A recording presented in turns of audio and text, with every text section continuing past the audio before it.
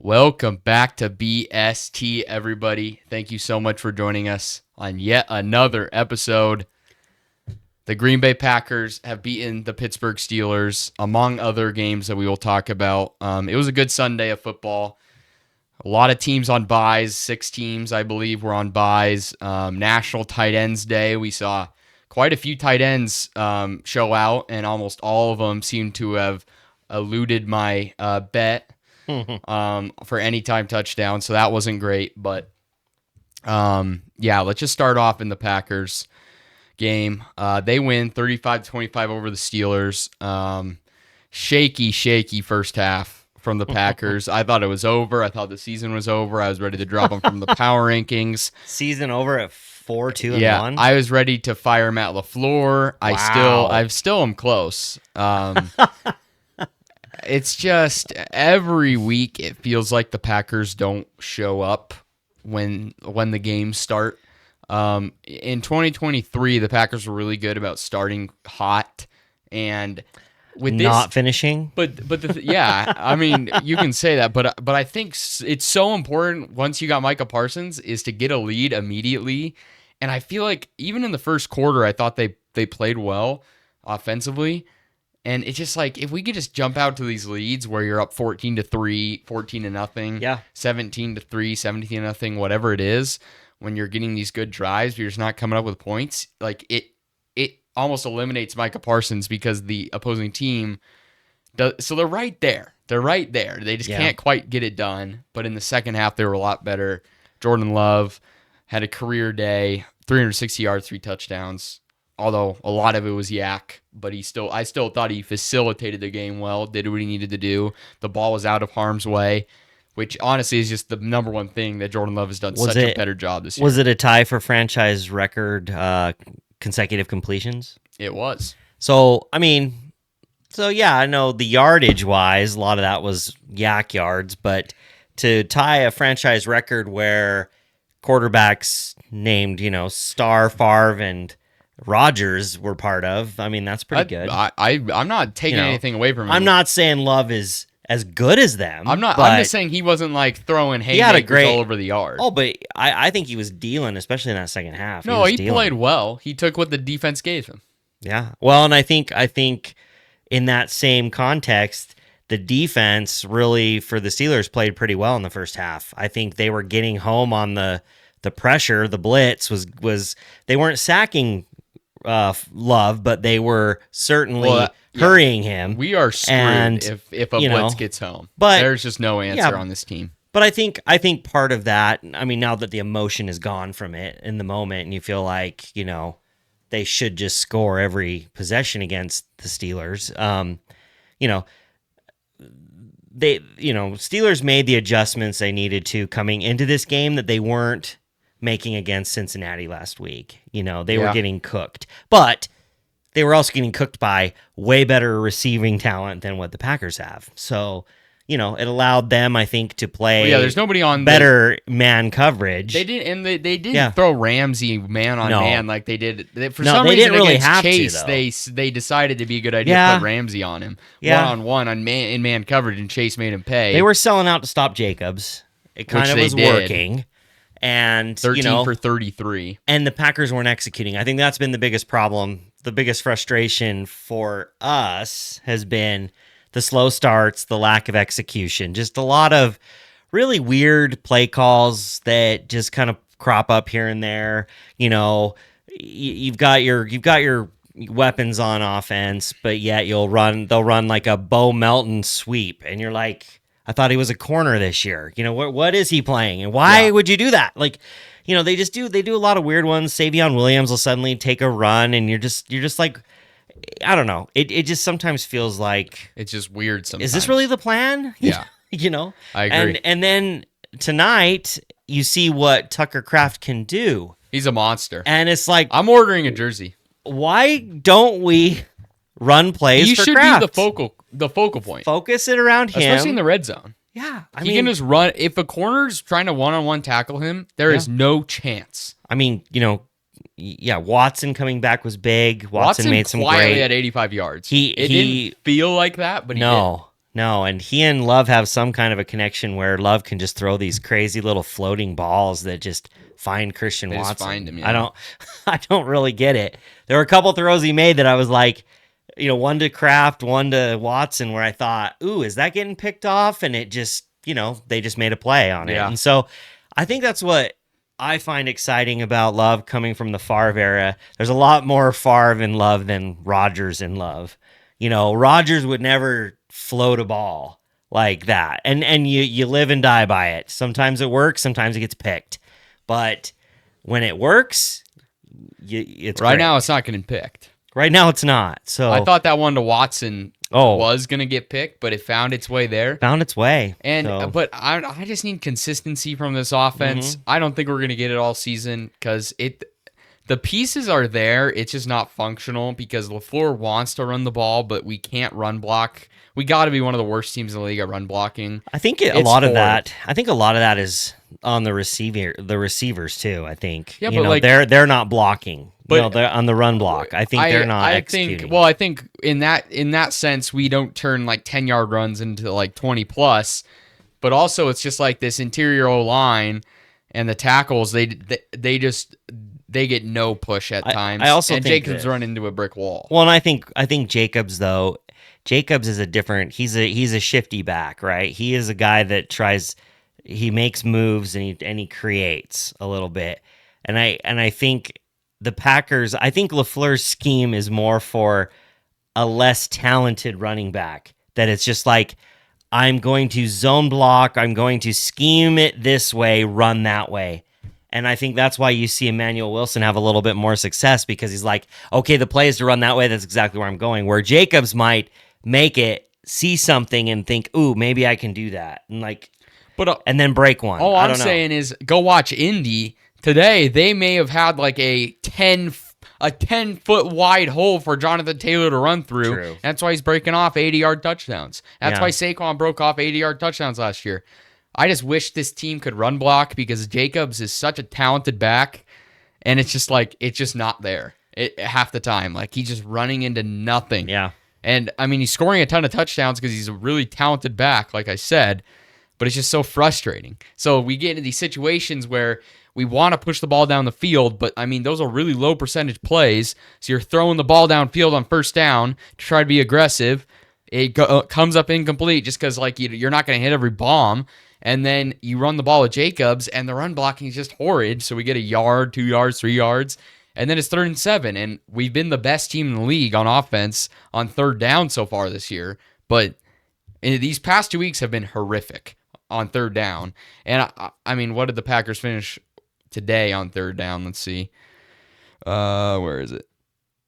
5 for 12, so not horrible, but a lot of that damage was done in the second half. In the first half, they were like 1 for 6 or whatever, so that is not going to cut it, and they were bad last week. So I think when they're not running the ball and they're not doing good on third down, and sometimes it just feels like we just don't play our game enough. We don't just go drop some plays for Matthew Golden. In this game, they did a good job getting it to Kraft. He had like 140 yards, 2 touchdowns. Let's just do more of that. Let's get the balls to these playmakers and let them work. I also think it sometimes what's a disadvantage for them can be an advantage too, where you don't have a focal point necessarily. So when you're prepping for, who do you stop? Jacobs right now is who they gear up to stop, but on the outside, it's kind of it can be to your advantage to maybe not have a focal point, but then you get this disjointed stuff sometimes. All I'm saying is against Detroit, we lose this game if we go down at halftime 16-7. I don't know. I mean, you watched Detroit. They're a good team, but they struggled to put away Baker and the Bucks that had nobody to throw to. They played a pretty, but they still had a Buka, and they played they had a lot of injuries too, and I just think Detroit's a better team at this point. I'm just saying, I'm not taking. I think it's extremely. I don't even know what the word is. It's wrong to complain about a 10-point win where you score 35 points. Yeah, you sound entitled.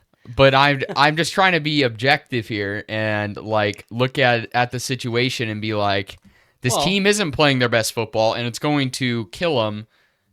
Well, in the playoffs. But would you rather them lose when they're not playing their best football? Well, no, of course, because not. then they're out. So, but we got to critique them when they're not. Sure, I understand, but I'm just saying, look, they're not playing their best football, but at the same time, they're showing the ability to turn it on when they need to turn it on. At least in this game, right? You go in. I mean, that's kind of tough. You played really well in the first quarter, and then you kind of stunk it up in the second. And you missed two field goals. You missed 2 field goals. I mean, one's 58-yarder or whatever. I don't know if it was 58, but it was something around there. It was a long field goal. It was a long field goal. It's a field goal I don't expect McManus to make. It's not a chip shot, although it feels like this year those are. But, you miss that one. You miss a 44, and that's right to go into the half. He should have made that one. He should have made that one. And, as a team, you go into halftime with really no momentum, down 16-7, and in the second half you come out and you outscore them 28-9. And so, you scored 21 points in the fourth quarter. So to me, I felt like, wow, it flipped. And Pittsburgh controlled that game. I mean, Rodgers still has talent. He's methodical though. He likes to do what he likes to do. He likes to get the ball out fast, and it felt like the defense for the Packers adjusted in the second half to kind of take away what he likes to do. Well, once we got the lead, we just got him into 3rd and long. That horrible penalty by Metcalf helped on that one drive. Oh, totally, yeah. But the other drive, we got him to 3rd and long, and once you're in 3rd and long, the Packers literally said, we're going to put 3 down linemen, line Parsons up the middle. We're going to just let him pick his lane. And it looked like they were saying on the broadcast, Rodgers was really focused on him because Rodgers doesn't want to get sacked, obviously. Yeah. So he's trying to throw the ball short, and then they'd have just every DB and linebacker playing at the sticks. And on the first one, it's like Rodgers was like, all right, I guess I'm just going to check it down. They had to punt.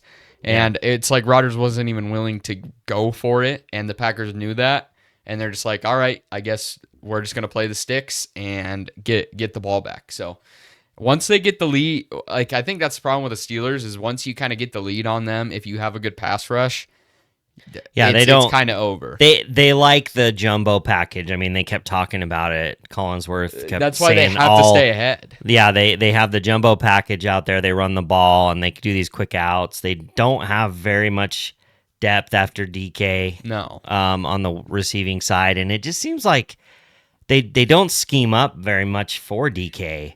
Because he's not a short yardage guy. He's a one-trick pony. Yeah, two-trick pony. He can run a slant route and a go route. He's pretty physical, and he can go up for a ball. But other than that, like he's not a route technician. He can't get open really. But I mean, they paid him a lot of money too. They paid him pretty much top dollar at wide receiver, and it's looking more and more like they probably should have kept George Pickens. Although they are very similar players, but I think Pickens is a little bit more of a route technician than DK, but their offense is just pretty dysfunctional when they can't just control the tempo of things. And their defense, I mean, it'd be one thing if their defense was really good. And I mean, they stopped the run well in this game. In the past few games, they haven't, but they're just I think that was kind of the vision coming in this year because Pittsburgh has had a good defense. This year, it's just not that completely there. Yeah, that we've seen in the past, even with Ramsey and Watt and all these guys. They paid a lot of money for these these big name players that come in that are in the tail end of their careers. Yeah, they're on the second half of the career where they're not as shut down as they've been before. You got Slay, you got Ramsey. Yeah, you brought them in. You got Patrick Queen. You've got you got Watt. You got Hayward. You've got a lot of names on that defense, and I think they're not getting out of. I mean, Rodgers is more than holding up to his end of the bargain, right? Coming in, I mean, Rodgers has performed very well. Since probably his MVP no, season. he's played well. It's the defense that's really kind of letting him down a little bit on this side. But no, I think tough start, but I'm pleased with the win. I'm pleased as well. I understand the objectivity, and we want to being critical of them. With expectations, and the expectations was to win a Super Bowl this year, you have to be critical. And if I'm being honest right now, this team is not the Super Bowl favorite because they just had they have yet to play I What mean, the point first two total weeks, would they need to get to in it's this not game? about that. I don't think the points is what I'm looking at. I'm just looking for consistency. They could have scored 28 points in this game, and I would have felt better if they had 14 points in the first half and 14 points in the second half. But it was good, consistent football, and they didn't miss 2 kicks. Like I think I would have felt better about that. I think the kicks thing. I don't think McManus is 100% for sure. I think he made it go, and if that's the thing, I think the turf. I think that was in his head a little bit. Why is he playing then? Well, yeah. I mean, he's a competitor. He wants to play. I get I'm it, sure. but if he's not 100% and he's worried about the turf, sit him. Haversick is a luxury at this point. We might as well play him as long as McManus is not feeling 100%. If that's the case, I think that games like this, games that they've been putting together, I think help your team more than they hurt the team. I think when you're overcoming adversity, it helps position you for the playoffs. I agree. Because when you get to the playoffs, there's going to be adversity. There's going to be games like this where you feel like maybe you dominate a quarter and it just kind of flips on you, and then suddenly you're down 9-10 points at the half, and you got to figure out, okay, how can we come back? What can we do to adjust? What are the things we can do? So it's good to see, because it certainly felt like they weren't going to. It felt like they were kind of sleepwalking, and I just thought, man, what is going to wake them? What's going to wake them up? And then I remembered, oh yeah, the officiating sucks in this game. We'll get a good benefit of a call, because I'm sure people, of the 27 listeners we have, one of them's going to point out that we got bailed out by an obvious offsides call that wasn't called, that stalled the Steeler drive in the third quarter. It was a bailout. However, there was a pretty obvious and false start one that they didn't call either. So little questionable. I never like to blame the refs. I like to complain about them during games, but I never like to blame them. So I have to wonder what the hell they're looking at, though. And I kind of understand a little bit the false start, because he looks like he goes in motion, right? So really staring down the line. Here's what I'm see him go in thinking. motion. Here's what I'm thinking. They're running jumbo all game. Was he eligible? I don't know, because he's a left tackle, but maybe he was. Tackle. But I'm just wondering if these refs have seen. I don't know if the Steelers run this, if they put like their extra tackles in motion, if that kind of just blended in, and they didn't, it didn't register in their mind that it was the actual left tackle there. Thought it was a tight end or something. Or something, or if it was just an extra tackle that was ineligible. So at least that one we could understand. Maybe that fooled them, right? Yeah. The offside one was kind of like insanity. You're staring down the line, and it's simple. Does he come across for the ball? Well, because Rodgers snaps the ball thinking it's a free play. Totally. And he throws it there deeper probably than he would have. Yeah. And then all of a sudden he's like, well, where's the call? Because he thought it was a free play, and I thought it was too. We both did. Call. So, and that ended a drive for the Steelers. So everything went right for the Packers the second half. The defense stepped up, allowing that garbage time score at the end. But I mean, if you're outscoring a team 28-9 in the second half, that's a good result. But I just wish they'd play that half from the first half moving forward. Yeah, just not be down 16-7 at half and thinking the season might be over. Start faster, and they've done it from a yards perspective and chunk play perspective. They just don't score the points. That's the thing. Like, if you look at all like the analytics, the yards, everything, it's like this offense is really good. It's just like the points never convey the dominance that they display at times. Yep. And I'm not going to 100% blame LaFleur, because I think there's just a ton of execution problems. I think people are blaming LaFleur because it doesn't work. Yep. But like, if the run blocking just blocked, if we had a competent O-line in terms of run blocking, we'd be able to hit some of these runs for bigger chunks, and the offense is moving. We're just not at this moment. And then you have that deep ball to Romeo Doubs where it's kind of a back shoulder throw, hits his hands. I mean, if we catch that, like, we're near the red zone. Yep. So I think a lot of these plays, LaFleur gets the flack because It's like, why are we throwing deep on third down? But they're there. But if it's executed, it would be great. Yep. And I just don't think they're executing right now. And Yeah. we had like 3 drops in this first half. So, but if you put things in perspective, you got Packers going on the road to Pittsburgh, where they hadn't won since 1970. Yeah. They were 0-6 since that time in Pittsburgh. So tough place to play, usually always is. You've got a highly motivated Aaron Rodgers in a revenge game, right? I mean, it's natural. Don't blame the guy, right? I'd feel the same way. I think a lot of players do. Shoot, players were calling out revenge games against teams that's like, well, you hardly even played for them. Yeah, but, but they didn't want to sign me, a revenge, whatever. So a revenge game, and you got a Jordan Love, the successor, coming in, and knowing history where Tom Brady took care of business in that case. Favre did, Peyton Manning did, and I forget who the fourth one is, but Rodgers trying to be that fifth QB to beat every team, right? Yep. And depending on what the schedule is next year, I don't think we're going to play Rodgers again. I think he's going to retire. He may retire if he comes back for one more year. I don't know that the scheduling is going to work out. Yeah. Who knows?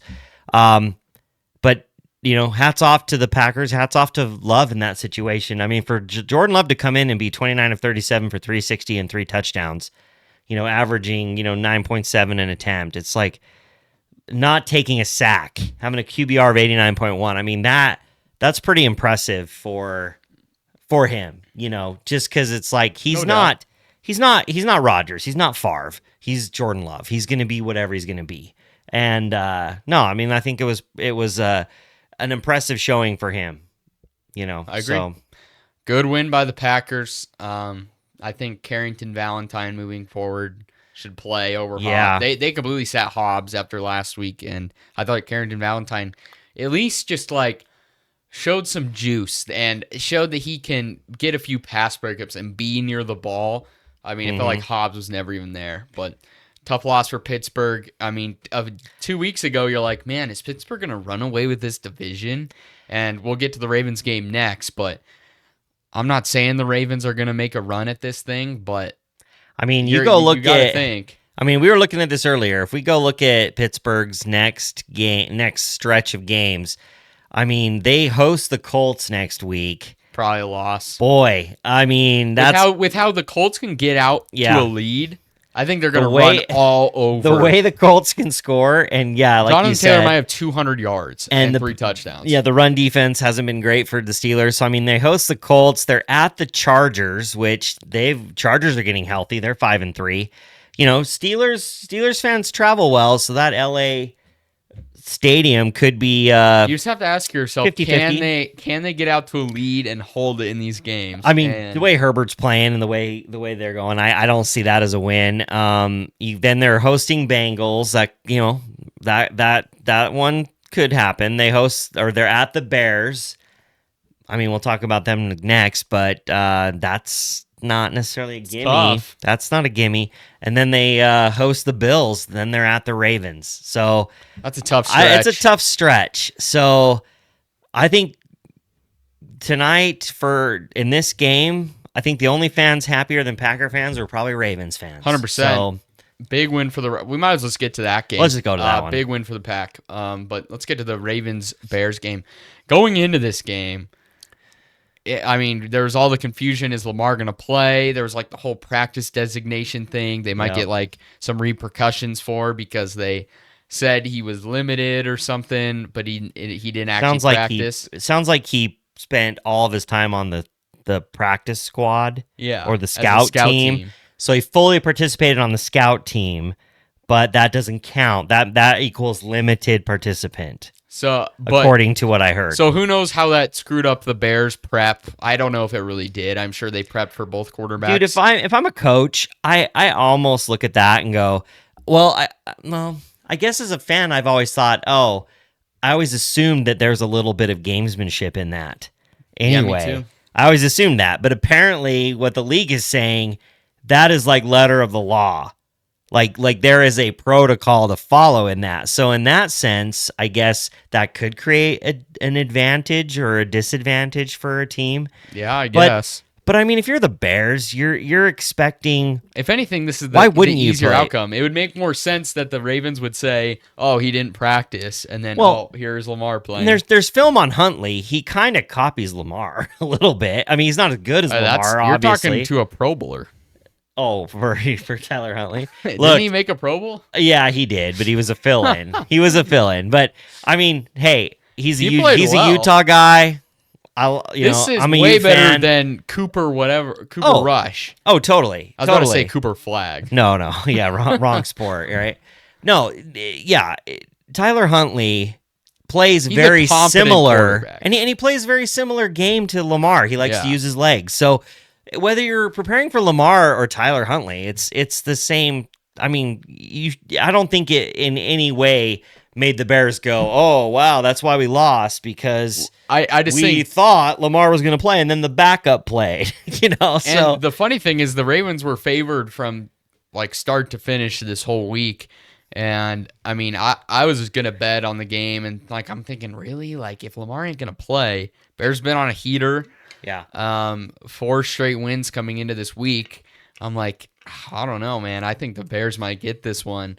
I had the Bears covering. Yeah, but bottom line is this offense stinks.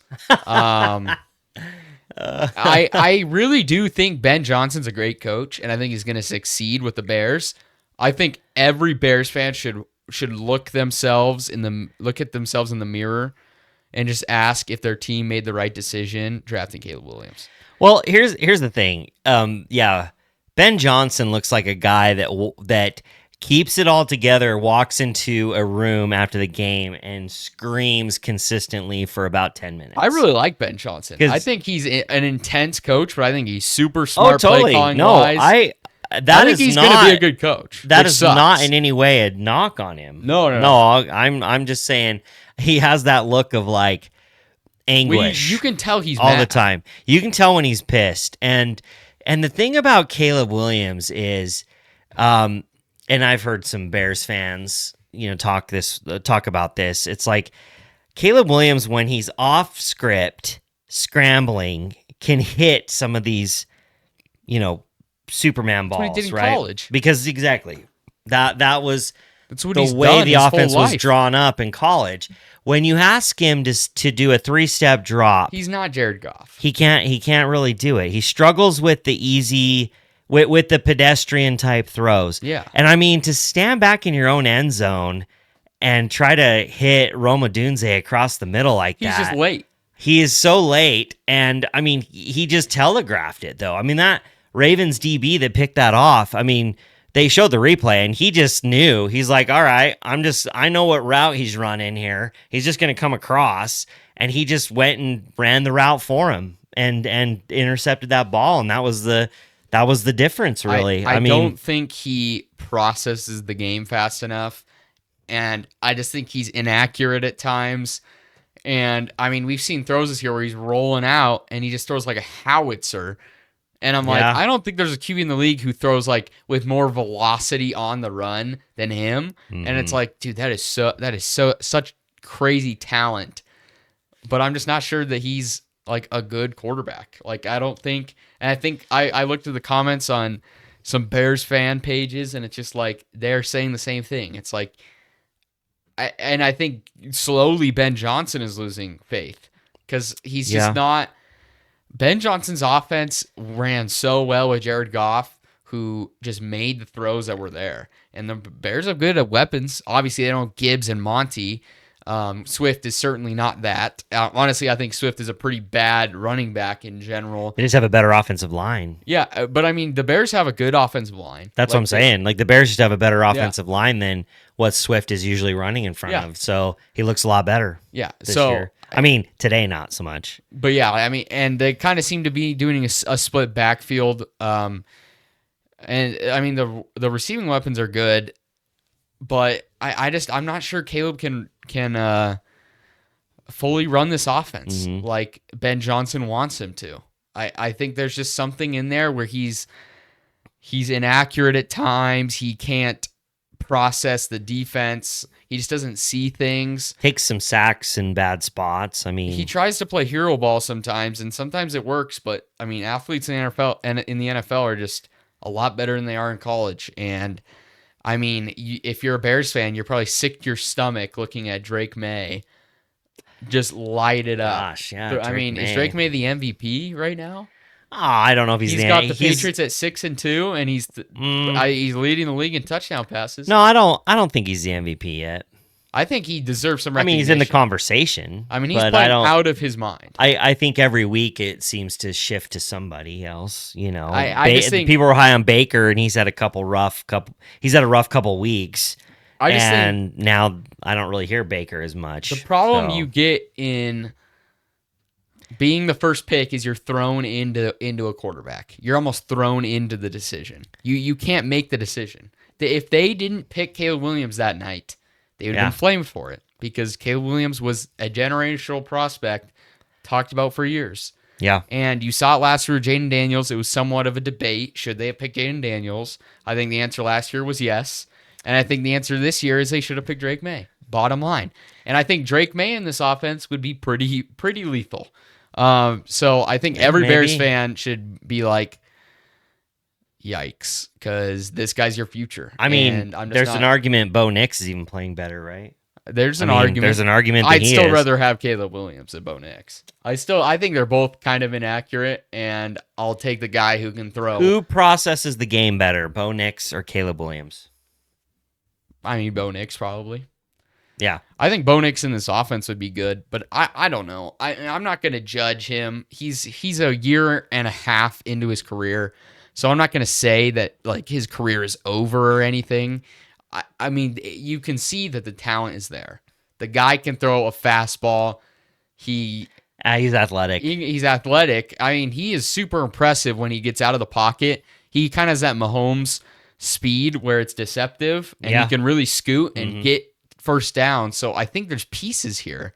It's just he's got to put them together, and Ben Johnson's got to help him do that. But there's just no way, as a Bears fan, they thought going into Baltimore, the way that Baltimore had been playing, the defense had been horrendous, even with all their talent, back. I mean, they allowed a lot of points, right? Yeah. Mm-hmm. There's no way you thought rolling in there, Tyler Huntley, that you were going to lose this game. Well, the problem is, I think they kind of ran into somewhat of a buzzsaw because, I mean, the Ravens get their players back, Roquan Smith, Kyle Hamilton. They might have been back next week, but they had him in this game. They hadn't had him during this kind of losing streak here. So you get those guys back. I mean, it's kind of a must-win. That's why I really wanted more desperation, maybe. Everybody Baltimore. said the Bears, and it's desperation. Like, this is your season. If they fall to 1-6, like, the season is probably over. So, and the season still might be over, but it's desperation. You knew Harbaugh would have the guys ready to go. They're at home, and I think it was kind of just like a momentum win. And Henry wasn't efficient, but he finally got 2 touchdowns. Kind of just felt like they got him going a little bit. And Huntley was just able to do just enough. And, yeah, the Bears offense, man, they just can't really move the ball. And it's just kind of a disaster right now. But you're 4-3, so you can't, like, panic. No. I think you're just going to be a team that you're going to beat bad teams. And you are probably going to lose to the good teams. And you might squeak into a playoff spot. But I'm not sure what their ceiling is with Caleb Williams at quarterback. And I know there's some Bears fans calling for Tyson Bagent to get a look, just to see what you have. Well, and I think the difference is, the Bears will play a tough team or play a bad team and win with some style points a little bit. Like they'll win by a few scores and it'll make them feel pretty good. But as soon as they roll up on a good team, who they beat last week, it was like that. Who did they play last week? They beat somebody by a couple? Yeah. Who was it? I can't remember, but they almost lost to the Raiders. They lost to the Vikings barely. They probably shouldn't have lost that game. That one they blew the lead. So I mean, their record could kind of fluctuate from where it is now, based on the season so far. You could say they could be worse, it could be better. to be honest. But I don't think they give Tyson Bagent a shot I though. know some Bears fans are asking for it just because they Oh, they beat the Saints 26-14. yeah, Yeah. and I think the Bears defense too is just they're very opportunistic. They get a lot of turnovers, but I think I can't remember what the broadcast said. It was something like they are one of the worst defenses in terms of yards per play Yeah. or something. So they're giving up yardage, but they're just getting picks and stuff. So it's kind of inflating the perception of their defense. It's not as great as everybody thinks it is, but yeah, I don't know with Chicago. They're a weird team where you can't really be mad being 4-3, 7 games into the season. And it's a good start to Ben Yeah. Johnson's tenure, but I think you have to ask yourself, is Caleb Williams the guy long term? But yeah, Ravens pick up a big win, move to 2-5. They're gonna. I mean, let's look at their schedule. They're gonna try to battle the Steelers here down the stretch. So they have the Dolphins At the well, they go on a 3-game road trip, at right? Dolphins. That's probably a win. At Vikings, I think that's a win. And you assume Lamar's gonna be back for these Yep. games. At Browns, yeah. Versus Jets, yeah. Bengals, yeah. Home against Steelers, Steelers, that's the gets big close. one. They got it. Those that the ones that are the must wins. I mean, all of them are must wins. I see like Patriots could be a loss, so 1 loss. Packers could be a loss, 2 losses. The question will be how many losses can they take the rest of the way? I think at and worst, still be in that. at worst they're 8-9 at the end of the year. Okay. I think at worst they're 8-9, just because like I don't see them losing these games with Lamar. Maybe they drop one, maybe 10 losses, 7-10. But Yeah. I think they could back their way into a playoff spot here and probably a division win. Yeah. With the Steelers' upcoming schedule. But good win for the Ravens. Let's get to the Broncos-Cowboys game. I was all in on the Cowboys this week. I bet them to win. I just thought, man, Dak's playing really good football. Yeah. I don't trust the Broncos whatsoever. They barely beat the Giants and needed a miraculous fourth quarter comeback. I just thought it was going to be a good spot, and I knew the Cowboys defense sucked. I didn't know they sucked this bad because, Yeah. I mean, they were out their top 3 corners or their top 2 at the very least, and I mean, I guess not their top 2, but they were down Diggs and then 2 others, so that's a tough draw. But I mean, you allowed 44 points to a team that like has struggled this season to put on points against the Jets, against the Eagles for 3 quarters, against the Giants for 3 quarters. And I mean, Denver just looked like a brand new team offensively. Like Bo Nix played well, 4 touchdowns. Dobbins ran the ball well. Harvey had 3 touchdowns, including 46 yards on the ground. Like he had a big run. And it's just like, dude, this defense is garbage. This defense is hot trash. And I've said it before. Every time the Cowboys lose a game because of their defense is another reason they should have kept Micah Parsons. And they severely lack a pass rush. They had 0 sacks on the day. And I mean, Jerry got Kenny Clark to stop the run, but they allowed 6.4 yards per carry in this game, 179 total yards. You ain't stopping the run very well, Jerry, with Kenny Clark.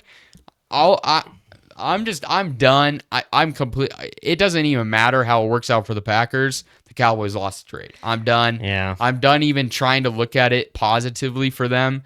It depends on what they do with the draft picks at this point, but they need Micah Parsons on this defense immediately, and they're already trying to go out and trade for Trey Hendrickson.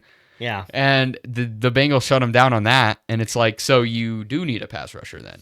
Well, so this is my take on this game. This is the example of what happens when Dak isn't perfect. No, yeah. Games happen like this. 100%. So Dak struggled 19 of 31, 188, no touchdowns, 2 picks. Probably his worst game of the season. Because he really hadn't had a real bad game. And the Broncos D is good. Maybe. I mean, the Bears game was pretty bad. The Bears game was pretty bad for Dallas. This was reminiscent of that. And I think they didn't have CeeDee Lamb in that game. No. They did in this game. They did. They had their weapons in this game on offense, but the Denver defense just came and shut them down. Even Surtain went out early with an injury, and they still couldn't really get much Their done. guys came in and stepped up, and they got it done. They got pressure on Dak. I think he was kind of hurried a lot. He took 2 sacks. And the honestly, Broncos pass rush is phenomenal. Yeah, and the Broncos, the benefit of playing the Dallas Cowboys is that if you're a struggling offense, this is a get right game. Get right game, yeah. And that's exactly what this was. It was a get right game for Denver, and Bo Nix. I mean, he threw 4 touchdowns. He threw 19 of 29, 247. He did throw a bad pick in the first quarter. But after that, just righted himself, and they were able to make plays. And they were good on the ground. Dallas can't stop the run, never have. I agree. Everything you said, I agree. It's just funny to me that Dallas is actually shopping for a pass rusher, that they want to trade for a pass rusher when. Let's just say if they managed their team right, they'd have already paid him. Yeah, they managed their team poorly, so they couldn't. They felt overpaid at other positions. I think it's true. They felt that paying Micah Parsons $48 million was too much, and that's fair. But that's because they mismanaged everything else. Yes, and I also think Jerry was kind of slighted that Micah Parsons didn't sign his deal early on. Oh yeah, totally. So to play this whole thing off as Micah sucks at football and he can't stop the run, and that's why we traded him. That's just malpractice as a GM. Yeah. And I don't understand how. You're wasting Dak's best season. Yeah, no, 100%. Like, Dak, this game looks bad, but Dak is playing really good football this year. Dak's playing at MVP level, and it's not going to be And it's not going to enough. matter because the Dallas Cowboys defense is genuinely awful. Yeah. And I think they're completely out of the playoff race at this it's not a player away either. No. They have a lot of holes to cover up. And I don't think we realize how much getting quick pressure on the quarterback helped these corners play good football. Yep. And we saw, like, when they faced the Packers in the wild card a few years back, the Packers were able to neutralize Parsons a little bit, but it took a lot of resources. Oh yeah. But then they were able to expose those corners, and I think that's what Cowboys fans don't understand. It's like it's not always about the sacks. It's about his impact. He had such an impact on the game. He's like a gravitational force. Like, offenses have to send players his way, and it opens things up for other players. So I don't think they realized his impact, and they really have just a massive gaping hole in that defense. And I mean, this whole season, their offense is going to be good. They put up 24 points in this game, and it's a bad game offensively. And of course, one was a garbage time touchdown. But quietly, Denver, their 2 tough losses that they had. I mean, they could be undefeated. They could, but they also could have lost to the Jets. That's true. To me, Denver, I don't know what to think of Denver. I don't know. Yeah, Denver's a little confusing. They have a really, their pass rush, rush is so lethal. Like, Nick Bonito is so underrated. Jonathan Cooper, Zach Allen, and I think it's Zach Allen in the middle. Their D line is so good, and they lead the league in sacks. But yeah, I don't know. Denver has a really good defense, and they got Surtain. Hopefully, he's healthy. I do think their linebackers are a little weak, but I really like their defense. It's just that offense. It's like they're kind of like the Texans, but a little bit better offensively. Like, the Texans have a really, really good offense. We'll get to them later, or a really good defense, but their offense is pretty shaky. Yeah, I think Denver's offense is better, but it's just like I don't trust them to make the plays consistently throughout the game to win. But I mean, they're still ahead in the division, and it's important to get these wins to try to stay ahead of Kansas City, because if you can get Kansas City on the road in the playoffs, it's just a better chance to then they just beat you out. In your place. True, but I'm just saying, like, if you got a better shot, if they're in Arrowhead, it's almost wraps. Theoretically, you have a better shot at home, but if they're in Arrowhead, it's wraps. Yeah, like they're probably going to win. So, Big win for the Broncos to try to strengthen that lead in the division, 44-24. Let's get to the Dolphins game. Dolphins. We're going to talk about Dolphins real briefly. Why would we talk about the Dolphins? I mostly want to talk about the head coaching situations for both of these teams. So Mike McDaniel coming into this, everybody thought he'd be fired last week. Yeah. Middle like Monday morning. Like everybody thought the announcement would come Monday morning. Ross, the owner or GM, I can't remember. I know his last name's Ross, Stephen Ross or something. The owner of the Dolphins said no changes will be happening or something like that. Yeah. So he's not fired. And they played a phenomenal game in this one. 4 touchdowns, good on them because they've been getting flamed this week for that horrible loss to the Browns. I think Mike McDaniel's a good offensive coordinator. He's not a good head coach. Yeah. He's going to be fired at the end of the year, but I do think part of him probably just wants to be fired now because, this ain't an easy task to coach this team. Their rookie guard, Savai Naya, whatever his name is, how do I pronounce his name? If I can even find him on here. I don't even know where he is. I thought I could find his name. I don't know how to say his name. He's a rookie. Jonah Savai Naya or something. That guy is so bad at pass blocking, so I get it. Like, this ain't the best team to coach, but good on them. But let's get to, what's the guy's name? Falcons coach. Oh, Raheem Morris. Yeah. What a disaster. And I get it. You don't have your starting quarterback. I get it. But let's not act like Penix has been a world beater this Let's this not season. act like Kirk Cousins can't play. That's what I'm saying. Yeah. What a disaster, not only from Raheem Morris, but from their offensive coordinator. I'm blanking on the guy's name. Zach Robinson or something. How in the world did Bijan Robinson not run against? Well, why does he have 9 carries, guys? Yeah, 9 carries. I'm no genius. I'm no offensive coordinator. But if Bijan Robinson is on my team, he's getting 25 carries a game. And another 5 catches a game. I guess I didn't really. I know it was 17-3 at the half. That's certainly not that far out that you can't still run the ball. So yes.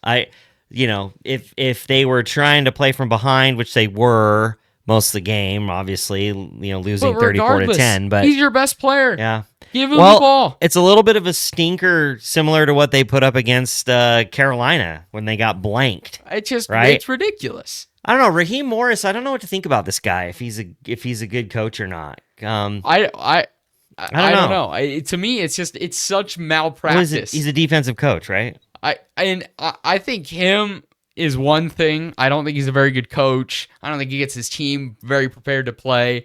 But Zach Robinson, what a failure you are to not this is 2 games in a row that they have not given Bijan Robinson the ball, and it's just bizarre because you didn't have Drake London, so who are you throwing to, right? Fair.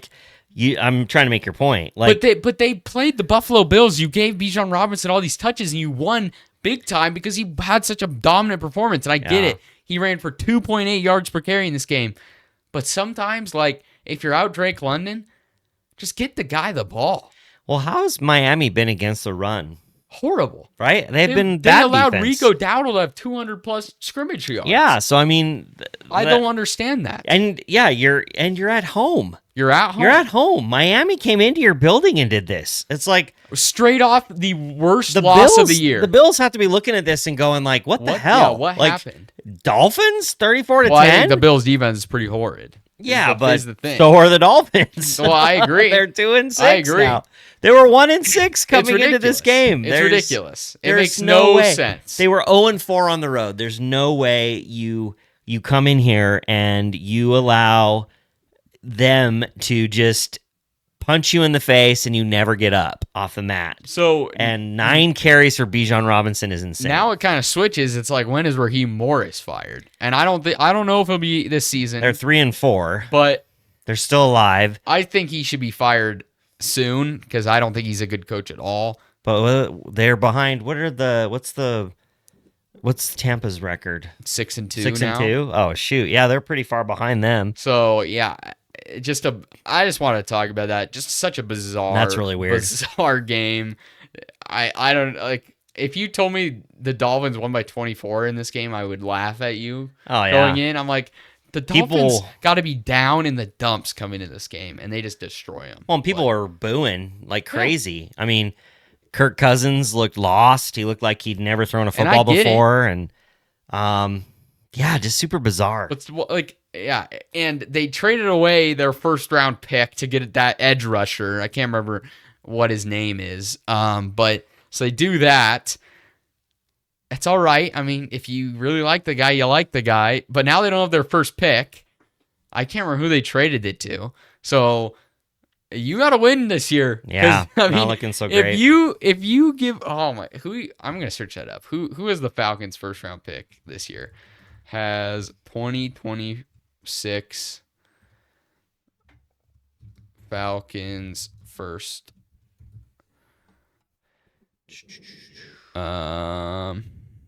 Yeah, the Rams.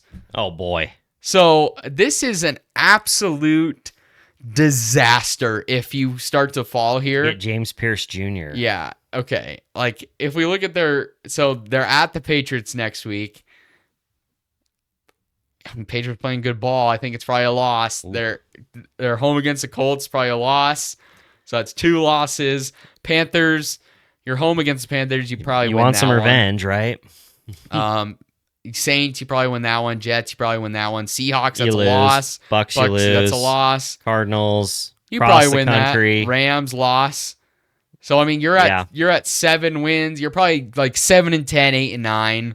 Who knows where that puts you? But that's probably like middle of the pack, if not a little bit towards the top end of the draft. And you're third in your division. So. And you're losing your pick. So it is just a absolute disaster in Atlanta right now. If you can't start to figure this out here, I don't even know. And you're paying Kirk Cousins a ton of money to be your backup. Yeah. So you need to package Kirk Cousins, get that first round pick. Yeah, it's a disaster. But let's move on to the final game we'll talk about. The Texans beating the Niners 26-15. Last week I said it was such a coaching masterclass by Kyle Shanahan to get his guys ready to play. It looked like all these just backups because they had so many injuries playing well. And the Texans, because, I mean, they had that really late game on Monday night. Yep. Their whole week kind of thrown into a crazy spin because you're getting home late, and now they're back here on Sunday, early on Sunday. But they get the win. And Stroud played well, but I think this is just really about the what am I trying to say? The Niners injuries finally catching up to them. Like, I think the Texans were finally able to, the one team, to take advantage of it. Yeah. And they've been able to get along so far, but the Texans were like, nah, this ain't going to be happening. But yeah, another offensive coordinator in Kyle Shanahan who gives their star player 8 carries. McCaffrey, 8 carries. Yeah. And only 3 catches. 11 touches for the best player on your offense, the best player currently playing for your team right now. And I get it. The Texans' time of possession was crazy. Like, at half, they were like 25 minutes of the possible 30. I get it. Like, you can't really give them that many carries and you're down. I just still think, I know you have to throw the ball, but at a certain point, it's like, is it not just better just to get the ball to your best player? Yeah. In McCaffrey. And he's literally like close to tops in the league in receptions this year. So he's been a good receiving threat. So just give him the ball. I don't understand that. But now for the Niners, I mean, you held the division lead somehow because you beat the Rams. And now you're 5-3. The rest of them are 5-2, both the Rams and the Seahawks. So I think we could be seeing kind of the fall of the Niners here if we look at their schedule. Well, and I think, though, this to me was one of the perfect examples this year of the NFL being a week-to-week league. 100%. Because last week, the 49ers looked horrible. Yeah, and the Niners looks amazing. Host the Falcons coming off of the beat down they gave the Bills. And you're sitting there going, like, how in the hell did Shanahan get Mac Jones good enough to beat this Falcons team that was really rolling? And And then the Texans just looked lost in Seattle, like had no clue what they were doing there. And then they come here and just hold the ball the whole damn game. Like, and just control the game from start to finish. And like Niners weren't even in this game. 26-15. It's like, I mean, the score doesn't look that impressive, but really, if you watch this game, it was like they kicked San a lot of field Francisco goals. never threatened them. Yeah, it seemed. So it was just weird. Anyway, and like the Texans last week, obviously the Seahawks are a much better defense than the Niners, but they just looked horrible. Yeah, like they couldn't do anything. It's a week-to-week league. But I think when you protect Stroud, he was sacked 0 times in this game because the Niners just don't have a pass rush. Yeah, both Huff and Bosa are out. It's amazing what San Francisco's done to be 5-3 with all those injuries on defense. Those 100%. key players. When they could protect Stroud, like he can sling the ball pretty well, and they were able to run the ball in this game. They were horrible last week running the ball.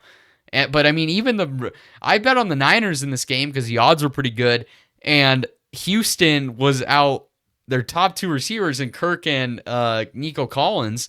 So I'm like, who are they going to throw the ball to? But then I forgot the Niners literally have no corners. And I mean, they are so injured. Like, I feel horrible for the Niners at this point. I mean, like, Jawan Jennings is your best wide receiver. Jawan Jennings and Kendrick Bourne. It's like, I don't even know. They're just a ragtag group.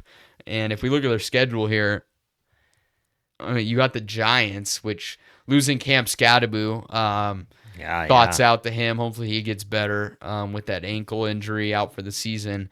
I don't think the Giants win that game. They're just not.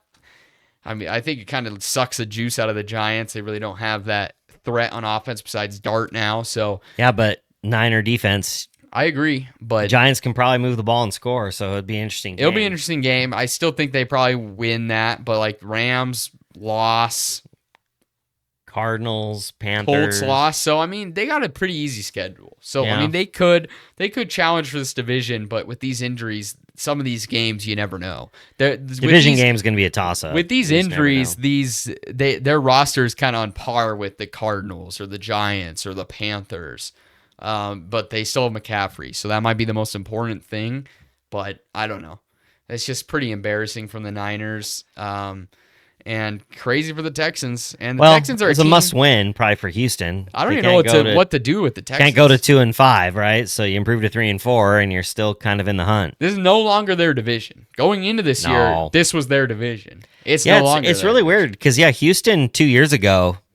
They were looking like the face of the league. Oh, yeah. Like the next up-and-coming team. Yep. So they've struggled. Now it's the Colts division, so you're going to be fighting for probably the 7 seed. And I don't know if it's going to happen because when teams can get pressure on Stroud, they can shut down the offense, then they can stop the run. But, I mean, that defense is money. Like, they got a really good defense, and they're a lot like the Broncos. Yeah. Really good defense, but a shaky offense. We'll see how it shakes up, but yeah, those are the games that we want to talk about today. There's some other ones, but I don't know. It's getting late. Probably need to go to bed. Who do we got tomorrow? Oh, tomorrow is Kansas City hosting Washington. So that's going to be a nothing burger. I'm probably going to bet on Washington to cover because I did see the line was like 14.5. I mean, Mariota, he's playing. He can run an offense. He's got his weapons. He's got Debo and he's got McLaurin. So who knows? But I mean, Kansas City's just looking like dynasty Kansas City again with that offense. Absolutely. I need Rashee Rice to come through to win my fantasy game. So hopefully that happens. But yeah, thank you guys so much for watching. Please like, subscribe, comment. Hopefully you enjoyed the show today. We'll be back tomorrow. Also, World Series on tomorrow, I believe. That's right. So go Blue Jays. Should be a good day of sports. The NBA is back. Wemby's going off every game. Fun stuff happening in sports. But yeah, thank you guys so much for watching, and we'll see you in the next one.